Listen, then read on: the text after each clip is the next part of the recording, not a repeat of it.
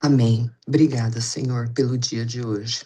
Obrigada, Senhor, por tudo que o Senhor já escreveu, por tudo que o Senhor já fez, já teve presente em todo o estudo que a pastora Rose vai ministrar. Senhor, fala, usa a vida dela como canal, como rios fluindo do Senhor, Deus. Que chegue a cada um, Espírito Santo, da maneira que tem que receber essa porção hoje. Obrigada, Pai, por esse casal mais que abençoado. Muito obrigada pela vida do pastor Rogério, pela vida da pastora Mônica.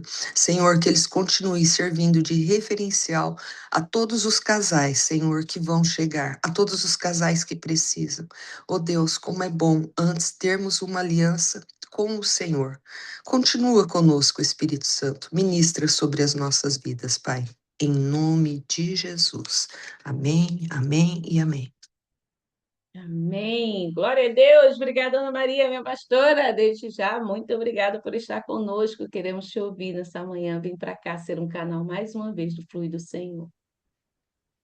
Aleluia, graça e paz. Minha gratidão, mais um motivo de gratidão na minha vida, poder descobrir que dia 18 de março também é o aniversário da minha amada e do meu amado pastores Rogério e Mônica, né? Eu tive o privilégio de conhecê-los e quando eu conheci Rogério naquela mesa da cozinha, assim como Jesus, né? Ele olhava para as pessoas e via a essência deles. Eu falei para o Tony, eis aí um apacentador, eis aí um homem que tem cheiro de ovelha. Eu não sei como, mas Deus vai trazer esse homem para o ministério. Tony sabe disso. E também hoje é aniversário do meu primogênito, meu filho mais velho, meu querido, meu amado, meu amigo, um menino que me deu tanta e me dá tanta alegria. Então, motivo de gratidão dupla na manhã desse dia. E por que não, né? Quando eu sou desafiada a estar aqui, como Deus fala comigo, né? E não tem como ministrar sem não passar pelo processo. Não dá para pregar o que não se vive. E Deus falou: fala do teu lagar, fala do teu lagar. E eu não gostaria que fosse um transbordo. Transbordo a gente pode fazer outro dia. Mas eu gostaria que você anotasse o texto que vamos ler hoje e que todas as vezes que você precisar ir para o Getsemane, ir para o lagar, você possa se lembrar daquilo que vamos compartilhar no dia de hoje. Combinado? Bora lá. Como diz a minha pastora e amiga, pastora Tânia Anjos, que o céu fale com você. Mateus capítulo 26, a partir do versículo 36, diz assim: Então, chegou Jesus com eles a um lugar chamado Getsemane e disse a seus discípulos: Assentai-vos aqui enquanto vou ali, além orar. E levando consigo Pedro e os dois filhos de Zebedeu, começou a entristecer-se e a angustiar-se muito. Então lhes disse: A minha alma está cheia de tristeza até a morte. Ficai aqui e velai comigo. Outras versões diz: vigiai comigo. Indo um pouco mais adiante, prostrou-se sobre o seu rosto, orando e dizendo: Meu Pai, se é possível, passe de mim este cálice. Todavia, não seja como eu quero, mas como tu queres. E voltando para os seus discípulos, achou-os adormecidos. E disse a Pedro: Então, nenhuma hora pudeste velar comigo? Vigiai e orai, para que não entreis em tentação. Na verdade, o espírito está pronto, mas a carne é fraca. Indo segunda vez, orou dizendo: Pai meu, se este cálice não pode passar de mim sem eu o beber, faça-se a tua vontade. E voltando, achou-os outra vez adormecidos, porque os seus olhos estavam pesados. E deixando-os de novo, foi orar pela terceira vez, dizendo as mesmas palavras. Então, chegou junto dos seus discípulos e disse: Dormi agora e repousai. Eis que é chegada a hora, e o Filho do Homem será entregue nas mãos dos pecadores. Levantai-vos, partamos, eis que é chegado o que me trai. Quando Deus trouxe o tema dessa ministração, ele falou para mim do grande poder da compressão. Nós sabemos que a cruz trouxe um sofrimento muito grande, muito grande. Mas a Bíblia não dimensiona sofrimento. Mas quando nós comparamos o poder da crucificação e o poder do sofrimento que Jesus passou no Getsemane, é extremamente doloroso. Porque Jesus anteviu o sofrimento dele.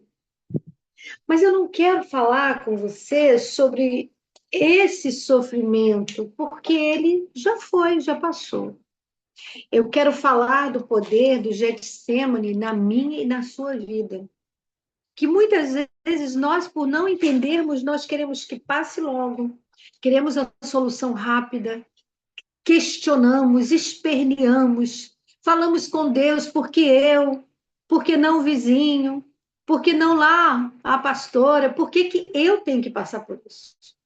Nós brigamos com Deus, né? Mas também eu quero falar de que o encontro no lugar do esmagamento, ele traz algo precioso, e são essas lições e propósitos que eu quero compartilhar com você. A uva, a azeitona sozinha, ela é uma bênção. Aliás, eu não sei se vocês sabem, mas a azeitona tirada do pé, ela é insuportável de comer. Ela precisa passar por um processo de fermentação, de conserva, para que a gente possa comer esse fruto tão saboroso nas saladas. Mas para extrair o melhor de uma azeitona, ela precisa ir para uma prensa. E a prensa na nossa vida sempre é sofrimento. Ou conosco, ou com nossos filhos, ou com a nossa saúde, ou com as finanças, ou com a difamação. Sempre haverá um lugar de transbordamento, de esmagamento. Porque o transbordo só vem depois de sermos esmagados. E aí nós questionamos por que eu não posso ser só azeitona? Porque Deus quer extrair o azeite. Por que eu não posso ser só uva? Porque Deus quer extrair o vinho e não tem como obter o vinho sem esmagar a uva. E Jesus entra no Getsemane. Se Jesus passou pelo Getsemane, que dirá eu e você? E se nós entendermos o propósito dessa prensa e olharmos o comportamento de Jesus, nós vamos entender muita coisa. Esse jardim do Getsemane era um lugar que Jesus ia sempre. Você vai ver isso, né? Também descrito lá em Lucas 22, 39, João 18, do 1 ao 12. Era um lugar que Jesus sempre recorria para pedir força, graça, entendimento para suportar o Getsemane. A gente não precisa e não deve pedir para sair do Getsemane, porque senão ele vai se repetir. Nós precisamos pedir a Deus para nos ajudar a suportar a dor do esmagamento, do alargar da tenda, né? E nesse jardim foi onde Jesus foi traído, onde ele curou a orelha de Malco, que Pedro cortou. Foi ali que ele suportou muito sofrimento.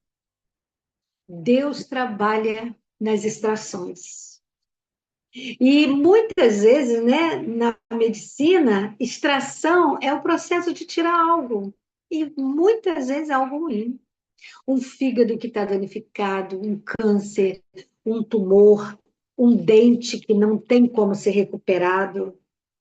Mas eu quero dizer para você, lagar não é lugar de morte. De dor, sim, mas não de morte.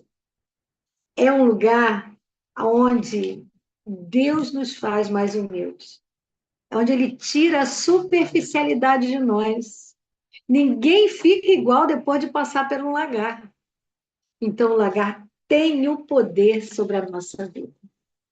A primeira coisa que eu aprendo é que quando nós passamos pelo lagar, nós somos expandidos. A matéria, ela se separa. A carninha da azeitona sai da sua semente, né? A nossa fé, ela é testada. Existe algo muito poderoso nessa estação do lagar. É onde a gente conhece a intimidade do Senhor, onde não fugimos e não dependemos de pessoas. Se vocês prestarem atenção no texto, Jesus vai com Pedro, com Tiago e com João. Jesus era Deus. E Jesus sabia que eles dormiriam naquele momento de agonia na sua vida. Mas mesmo assim, Jesus deu a chance àqueles três amigos. Mas existe algum momento desse alargamento que aqueles que vão estar conosco, queridos, ainda que sejam íntimos, eles estarão dormindo. Eles podem imaginar a nossa dor, a nossa tristeza, a nossa solidão, mas eles não têm o poder de sentir a nossa dor. Essa dor é passada sozinha, na solidão. E entender isso é extremamente importante para o renovar dessa fé, porque tira do outro expectativas que ele não pode cumprir. Ficamos lamentamos, e se a minha mãe estivesse aqui, se a minha mãe fosse viva, se o meu pai, e se eu tivesse o meu casamento, se eu tivesse o meu filho, eu não passaria por isso. Não, queridos. Existem alguns Getsêmanes, alguns lagares que é eu e você sozinho. E por 3 vezes, Jesus achou os seus discípulos dormindo. Muitas vezes, queremos novas unções, mas para ter nova unção, precisamos ter odres novos. Não é com essa roupagem, não é com esse sentimento de vitimismo que nós vamos ser alargados, que vamos ter a nossa tenda expandida, que vamos ver uma vida de plenitude. Não dá para colocar a culpa em ninguém, porque ninguém tem culpa. E muitas vezes nós resistimos ao processo. Mas eu quero te dizer, e posso te afirmar isso com quase 65 anos, que um dia olharemos para trás, perceberemos tudo que conquistamos nesse lagar, o fruto do nosso penoso trabalho. Veremos os filhos crescidos, seguraremos os netos no nosso regaço, veremos os netos crescerem, se casarem, veremos os filhos dos filhos dos filhos, e tudo que conquistamos. Veremos que não faltou proteção, provisão, prosperidade, saúde, porque a coisa mais importante é aprender a adorar no meio do caos. É adorar no divórcio, no afastamento dos filhos, na escassez. Adorar na bênção é muito fácil, mas adorar quando nos falta tudo, quando não é estabelecido, quando não é agora, isso que é o propósito. Isso é a nossa maior prova de fé. Mas, Senhor, por que eu tenho que sofrer? Querida, se Jesus sofreu, quem sou eu e você que não sofreremos. No mundo teremos aflições, mas tem de bom ânimo, eu venci o mundo. Jesus já deixou escrito para nós. O primeiro propósito do nosso lagar é produzir óleo. Por quê? Porque o óleo carrega autoridade para curar. Não é à toa que o óleo da unção cura. Mulheres que nunca desistiram do processo, que não foram paradas por causa de uma ofensa, disseram que eu sou feia, que eu não tenho condições de ser pastora, que eu não sei. Querida, mulheres que passaram pelo lagar não ligam para críticas. Essa é a marca de quem passou pelo esmagamento. O que você está produzindo no seu esmagamento? É a primeira coisa que eu me pergunto quando eu passo em meio a uma dor, uma frustração. E sabe o que o diabo, ele plantou uma semente maligna no meu coração? Quando minha filha caçula optou por se distanciar do Senhor, por sair do jardim do Senhor, a primeira coisa que o inimigo plantou no meu coração foi: você falhou como mãe. Você não é uma boa mãe. Você consegue ensinar filhos de outras mães e não conseguiu manter a sua filha no jardim. E aquilo doeu tão profundamente na minha alma que o meu desejo foi parar. Eu parei um tempinho. Fui para a cama, fiquei de luto, entrei num processo depressivo, e se você não sabe, te dou uma notícia. Pastores, psicólogos também entram em depressão. Eu entrei porque essa depressão, essa semente da mentira de Satanás, porque Satanás é especialista em contar mentira para mulheres de Deus. Quando eu vi a minha filha no mundo, eu não conseguia entender em que momento ela havia se esquecido de tudo que eu falei para ela. Não foi falta de amor, não foi falta de cuidado. E cada tentativa e justificativa dela, para mim, era um sentimento de frustração muito grande. Até que um dia Deus me disse: cada um tem o direito de escolher entre ficar no meu colo ou ir para o lugar que todo pródigo gosta de ficar. Lugar onde perde a herança, perde a paternidade, o lugar seguro. Então, eu quero te perguntar: o que Deus está produzindo no seu esmagamento? O objetivo de Deus é deixar uma marca. Porque quando você pode dizer, como Paulo, eu tenho as marcas de Cristo, queridos, nada te incomoda mais. Escassez, fome, rejeição, abandono, a friagem de uma prisão, a solidão, nada te incomoda, sabe por quê? Porque você consegue enxergar o céu. Vai existir momentos únicos na nossa vida que todos, às vezes até o nosso cônjuge, você vai acordar de madrugada, vai olhar para o lado e ele vai estar dormindo. E aí de você se acordar ele para orar. Até o momento de oração, pastora Mônica, muitas vezes precisa ser solitário. Não dá para se apegar a nada nem a ninguém. É você e o Abba. E muitas vezes a gente vai pedir para ele afastar de nós esse cálice. Contudo, que seja feita a tua vontade. Contudo, que seja feita a tua vontade. E por que, pastora Rose, Deus nos leva para o lagar? Por que Deus nos leva para o Getsemane? Porque a uva sozinha não traz alegria como vinho. A azeitona, sem o processo de esmagamento da conserva, ela não traz o sabor. Ela não gera óleo que cura. Então, precisamos passar pelo processo do Getsemane, porque existe honra ali. Deus não é só Deus de vales, Ele também é Deus de montanhas e vai nos levar para montanhas. Quando Cíntia estava no hospital, Deus falou para mim, manda para ela o audiobook de um livro, Pés como de Costas. Depois eu posso deixar no grupo para vocês também. Que aprendizado nós temos com a grande medrosa.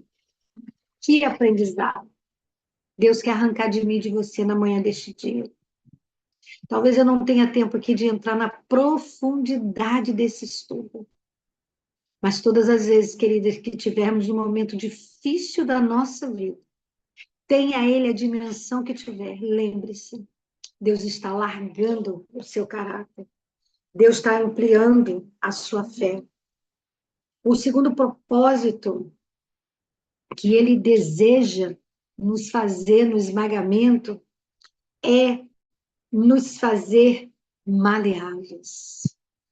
Fazer você ser maleável no aprendizado para que ele não precise repetir uma, duas, três, quatro vezes. Ele teve que repetir 3 vezes para os seus amigos. Por 3 vezes ele deu oportunidade aos seus amigos de ficarem vigilantes, de ficarem andando, de conversar entre si, mas eles resolveram sentar e dormir. Barro maleável, ele vira vaso. Barro endurecido, ele é quebrado. E é muito mais difícil passar pelo processo quando somos quebrados do que quando somos maleáveis. Jesus não foi empurrado ao Calvário com aquela cruz. Jesus caminhou, ele foi andando. E nós não podemos resistir ao processo do lagar. Querida, vá de livre e espontânea vontade para o teu processo de esmagamento. Deixe Deus tirar de você a melhor essência. Quando eu digo para algumas pessoas que hoje eu sou uma mulher mansa, doce, que sei ouvir, que tenho compaixão, as pessoas imaginam que eu sempre fui assim. Isso não é verdade. A minha árvore não é assim. A minha origem, a minha essência é de uma família briguenta. É de uma família que não tirava o facão, mas resolvia tudo na discussão. E hoje, quando eu olho para mim, eu vejo que essa mansidão que eu tenho em discipular, em ensinar, não é fruto da minha própria vida, é fruto do meu esmagamento. E hoje eu posso curar outros, sem dizer uma palavra. E eu ouvi uma pessoa dizer assim, pastora, como eu gosto de te ver e te abraçar. Você não precisa fazer nada, só me abraçar. Eu me sinto curada. E eu disse, bendito seja o Deus que dá em nós o poder de suportar o esmagamento. Eu quero muito um dia poder abraçar os meus irmãos do transbordo e dizer para eles como vocês fazem parte desse processo. Nesta sala eu pude aprender, eu pude me permitir saber que eu tinha pessoas me cobrindo em oração, saber que mesmo o inimigo dizendo, você falhou, eu tinha pessoas aqui que me chamam de rainha até hoje e que me fazem acreditar que eu sou. Por mais que eu espernei, que eu diga eu não sou, ela diz é. E eu acabo acreditando que eu governo a minha vida, que eu governo o ministério, que eu apacento mesmo não tendo um púlpito. O terceiro propósito, que eu acho tremendo, é nos tirar do isolamento. Quando Deus nos leva para o lagar, querida, Ele diz para mim e para você, não fique sozinha. Ainda que as pessoas que estejam perto de vocês durmam, não fique sozinha. E eu quero te dar uma estratégia, pastora Mônica, para todas vocês mulheres que aqui estão, porque as mulheres é mais fácil fazer isso. Todas as vezes que você estiver no lagar, colhe umas flores lá no seu jardim, coloque uma suculenta na mesa, bote uma toalha bonita, faça um café gostoso, compre um bolinho e chame amigas para tomar um café com você. Escute suas histórias, ore por cada uma delas, abençoe a vida delas e diga para elas: eu preciso de oração. Você não precisa contar o seu problema, conte da sua necessidade. Eu quero dizer que ainda existem cifrar e puar na nossa mesa. Isso está lá em Êxodo 1, no 15 e 21, que foram as parteiras que escolheram não matar os filhos das hebreias. Existem mulheres misericordiosas perto de você. Volte a congregar. Não se isolem. Jesus levou 3, mesmo que eles estivessem dormindo, eles estavam lá.